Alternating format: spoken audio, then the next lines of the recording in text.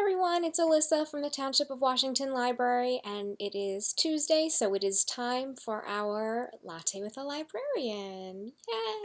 Yay! um, yeah, I feel like last week was a million years ago, but I also feel like it just happened. I don't know. I think that time is becoming a very strange concept for many of us right now, right?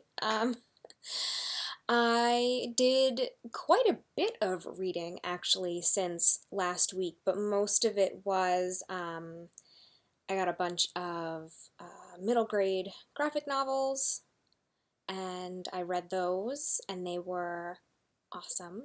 I'll pull up my Goodreads and I'll tell you what I've read since last week. All right, let's see what I've read. Quite a bit. And remember, let me know what you're reading down below in the comments and how you like it, if you like it, and if you don't, why. Might help some of our other viewers find something that they're interested in or not. All right, let's see what I've read. Right, so I finished One of Us is Lying. We talked about that. And then I read this cute one. Oh, well, because I'm going to want to put my mug down. But first of all, look at this adorable, this mug is one of the cutest mugs that I own now. Look how cute. It's so cute. And my drink of choice today is this, I don't know, it's like calm or relax or no stress tea, whatever it is. It's chamomile, cinnamon, and lavender, and it is delightful. And I know it's kind of warm and humid out today, but it looks like fall outside of my window, so something with some cinnamon is giving me the cozy fall vibes right now, so I'm enjoying that. But I'm going to put my cute little ghost out. Look, it's so cute. This mug is so cute, and of course you bet I got two of them, right? So cute. All right, little buddy, come go sit until I need you. Okay, so the first one I read, The Witches of Brooklyn by Sofia Escabase. Highly recommend. Oh my gosh, I loved it so much. The illustrations are fantastic. The story is adorable and fun, and this is number one. There's going to be more. Let me see if there is a timeline for another one. I mean, this one literally just came out, if it's even out yet. I can't even tell you.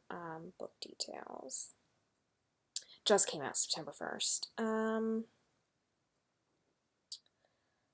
probably no timeline for another one, but I'm telling you, it's adorable. I really liked it. Even as an adult, I found that one to be really fun. Then there's another brand new one, Seance Tea Party by Ramina Yee. As an adult, I totally appreciated the story, which was, all about growing up and the friends that you make and the friends that you leave behind, whether it's because you grew up or because something happened. And the illustrations in this one are also really unique and very pretty, and I loved it. Then I read, this one was really cool, Amazon's Abolitionist and Activist, A Graphic Fight for Women's Fight for Their Rights by Mickey Kendall. This one's been out for a little while, but I finally decided to pick it up and give it a review for the teens. Actually, all of these are in the Teen Reads video that I just did. If you're interested in YA books, you can also watch those. But this was a really cool journey through history and talking about all sorts of different women and activists who have fought for women's rights and civil rights, and it was really cool. Another graphic novel that I read, if you remember the book The Witches, here it is. It's a graphic novel now by Penelope Bajou, and it was great. Oh my goodness, it was great. The illustrations were so fun.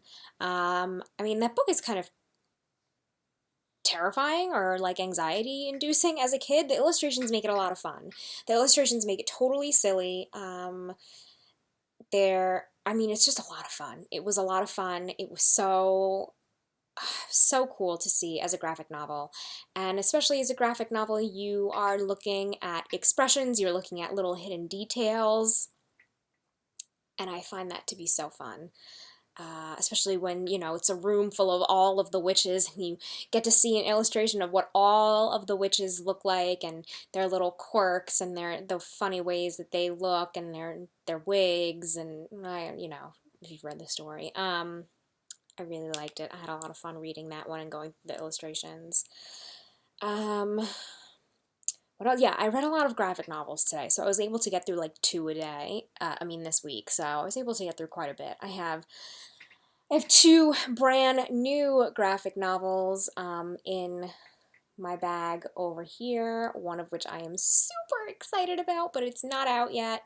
But we did happen to get our copy so that we can process it and get it shelf ready. But I will talk about them next week. Super excited. What else? I read Punching, a non-graphic novel, but a novel in verse for teens. I read Punching the Air by E.B. Zaboy and Yusuf Salam, who's part of the Exonerated Five. And that was a beautiful book. That was beautiful. I would describe it as like an art journal in words, but there is some art, there are some images, not even so much like that many concrete drawings. There are some like doodles in there, but you know, there's just texture and ink on the pages, and it feels like you are reading really reading deep into the main character's thoughts. And the main character, his name is Amal, is wrongfully imprisoned in a juvenile detention center at the age of 16. You know, wrong place, wrong time, wrong skin tone kind of a story. And it's all about how it breaks him down and how he needs to find ways to lift himself up, how he needs to stay true to himself and his passion for art and words and poetry, even when it seems like it's just not possible.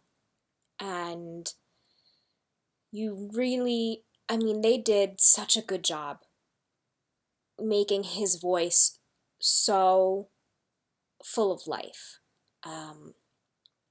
The verse, I mean, I would show you, but I already brought it back to the library, because I know it will be popular. It's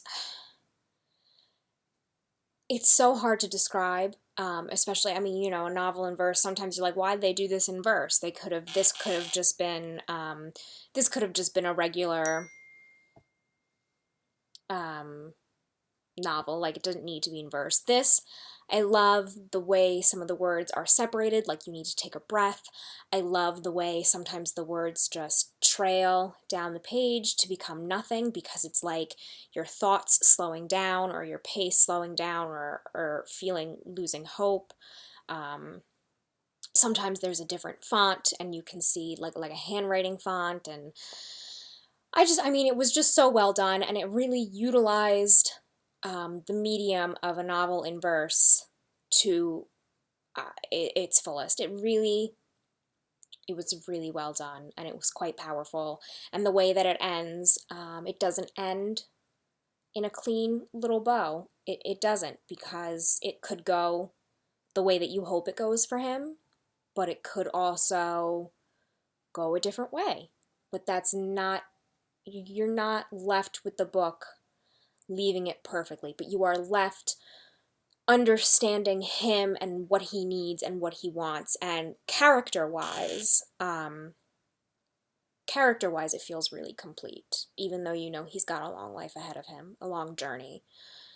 I really liked it. If you are into novels in verse, if you're into young adult novels, I highly recommend it. It was really good. It was very well written. I mean, they really did such a great job. what else did I read? And then I read three young adult graphic novels as well. I read Displacement by Kiku Hughes. Kiku tells the story of her grandmother and her great grandparents and their time spent at a Japanese internment camp during World War II. And she tells it in kind of like not time travel, because the way she puts it in the book, it's not purposeful, but just an interesting way to kind of tell the story as if she was there trying to put herself in the shoes of other Japanese Americans. That was really well done. And then she ties it to current events today really well, and it makes you think, and it feels a little heavy, but the story is thought-provoking, and I think it's a really good jumping off place for students who are studying, whether you're in high school and you're studying that time period, or whether you're in college and it's something that you're zeroing in on.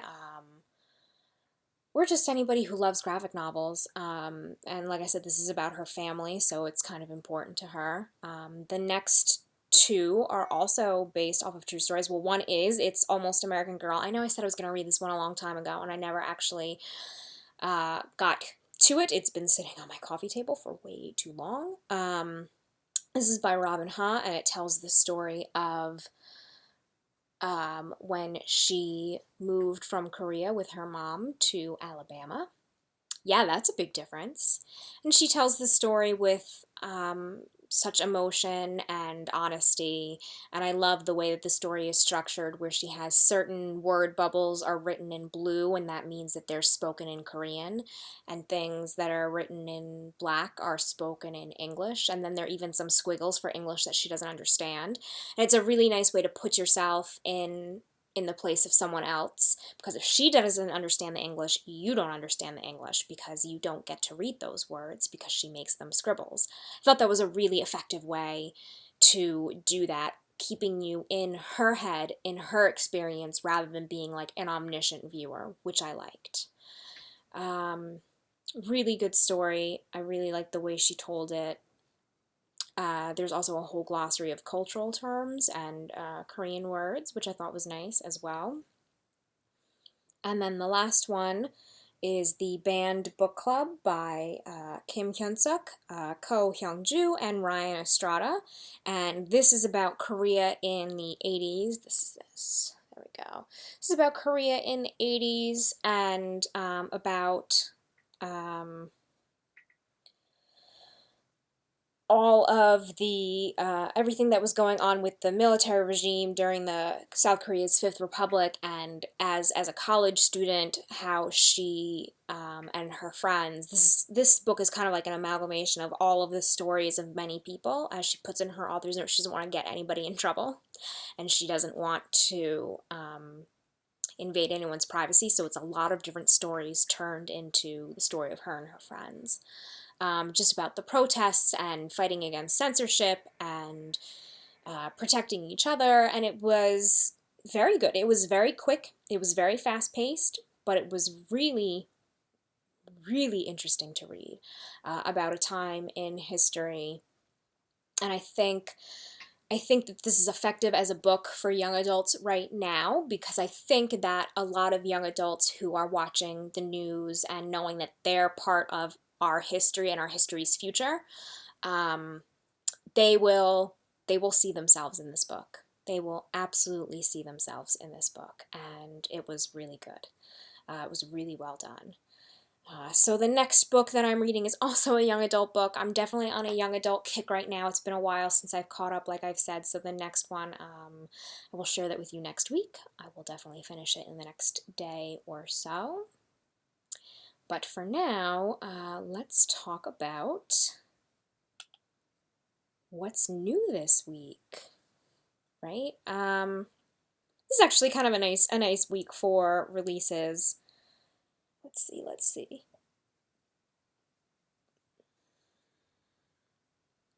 Go to my tags, new releases. So I'm going to kind of gloss over 3 of them, but it is to let you know that in the book world, we are in the holiday season. All of our catalogs have already, our review journals have already done big sections on holiday titles. So everything that you would see in the winter holidays, all of those books with those themes, they're here. Listen, I'm celebrating Halloween. There we go, celebrating Halloween 24/7. I'm not quite ready for the holidays. The tree outside my window just turned a beautiful shade of bright orange.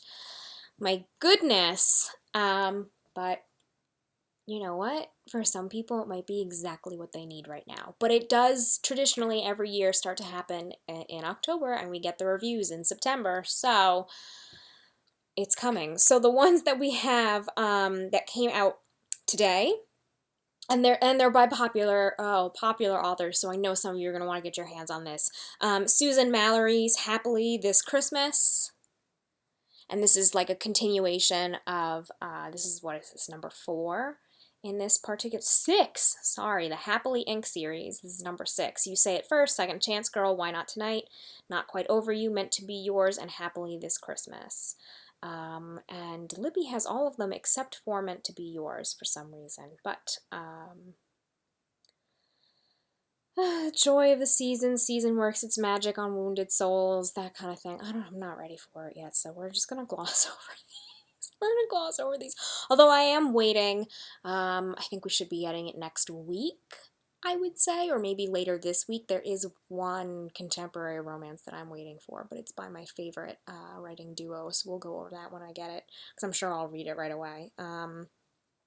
For all of our cozy mystery fans, our Joanna Fluke fans, the newest one is here, the Christmas Cupcake Murder. I know we have a lot of fans. And this one also got a starred review. Sometimes these long-running series, they sometimes, you read the reviews and you're like, all right, same old, same old. And even the reviews are like, okay, it was solid, it was up to par, but every now and then, you see that they really are not just writing just to continue writing in a formula or to keep up a series. I mean, Booklist says this is a charming mystery satisfying your sweet tooth, not to be missed. Features over a dozen cookie and dessert recipes from the cookie jar. Oh, I love sometimes a good cozy mystery is just so easy and just makes you happy, right? And then the next one that came out today by Fern Michaels is called The Brightest Star. So there's that one for you. It says it will warm your heart. So, let the season's magic take hold is what that says. I'm not ready. It's spooky season. It's spooky season. Right? I mean, like, come on. My cute little ghost. It's spooky season. Another big one that came out this week. I'm sure so many of you are waiting. Nicholas Sparks' The Return. There it is. Brand new this week. We will have it in standard print and large print in case you are looking for it. And it is available here on Libby and not as an audiobook right now. Sorry about that. Well, I can't control that. But all right, let's see. Where's the blurb on this one? Here we go. Ready? Trevor Benson never intended to move back to New Bern, North Carolina, but when a mortar blast outside the hospital where he worked sent him home from Afghanistan with devastating injuries, the dilapidated cabin he'd inherited from his grandfather seemed a good place to regroup as any. Tending to his grandfather's beloved beehives, Trevor isn't prepared to fall in love with a local. Yet, from their very first encounter, Trevor feels a connection with Deputy Sheriff Natalie Masterson that he cannot ignore. But even as she seems to reciprocate his feelings, she remains frustratingly distant, making Trevor wonder what she's hiding.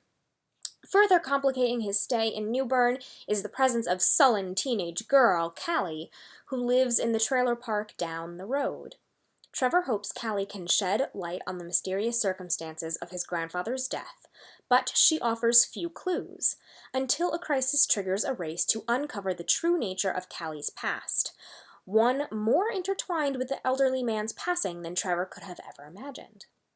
In his quest to unravel Natalie and Callie's secrets, Trevor will learn the true meaning of love and forgiveness, and in life, to move forward, we must often return to the place where it all began. So there we go, brand new Nicholas Sparks. I know so many people are always waiting for one of those. This one is brandy new today. This is The Midnight Library by Matt Haig. A dazzling novel all about the choices that go into a life well lived, from the internationally best-selling author of Reasons to Stay Alive and How to Stop Time. Somewhere out beyond the edge of the universe, there is a library that contains an infinite number of books, each one the story of another reality. One tells the story of your life as it is, along with another book for the other life you could have lived, if you had made a different choice at any point in your life. While we all wonder how our lives might have been, what if you had the chance to go to the library and see for yourself? Would any of these other lives truly be better? In The Midnight Library, Matt Haig's enchanting new novel, Nora Seed finds herself faced with this decision, faced with the possibility of changing her life for a new one, following a different career and undoing old breakups, realizing her dreams of becoming a glaciologist. She must search within herself as she travels through the Midnight Library to decide what is truly fulfilling in life and what makes it worth living in the first place. Ready? Look up. I love that feature on the phone. Yes, The Study of Glaciers. Okay, that was her. Cool. Also available as an audiobook. There we go. Fiction, literature, science fiction, because of that whole library thing. All right. And then there are a couple that I wanted to share that don't appear to be on Libby just yet. Of note, Heather Graham has a new one called Dreaming Death. There's a new nonfiction, another biography. I know biographies, well-done biographies are always popular. This one is called Abraham Lincoln in His Times. It's by David S. Reynolds, and it had some really interesting and good reviews. It seems like it's a really thorough biography, and let's see what it says.